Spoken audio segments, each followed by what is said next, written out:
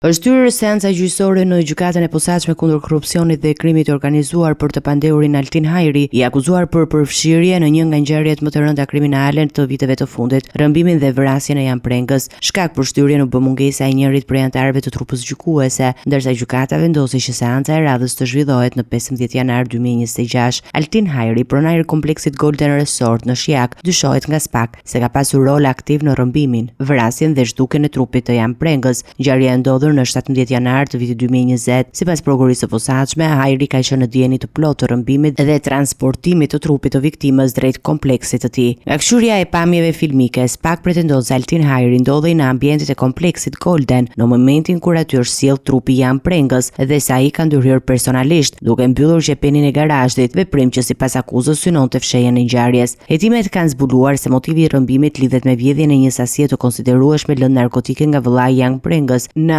Angli. Ky episod dyshohet se kanë nxitur autorët e përfshirë në krimin e rënd, ndërmarrin aktin e rrëmbimit si formë hakmarrjeje. SPAK thekson gjithashtu se Altin Hajri ka pasur njohje dhe lidhje me autorët e dyshuar të ngjarjes. Në një letër porosi të ardhur nga Olanda, rezulton se Hajri ka qenë i dënuar në këtë shtet për trafik droge, dënim të cilin e ka përfunduar në vitin 2019. Sipas komunikimeve të zbuluara në aplikacionin e enkriptuar SkyECC, Altin Hajri ka komunikuar me të pandehur të tjerë lidhur me rrëmbimin dhe zhdukjen e Jan Prengës, mes tyre dhe me Gentian Funiqin. Për këtë ngjarje, gjykata ka dënuar më herët me burgim të përjetshëm Festim Bishdilin, kopshtari i kompleksit Golden, i shpallur fajtor për përfshirje në vrasjen e Jan Prengës.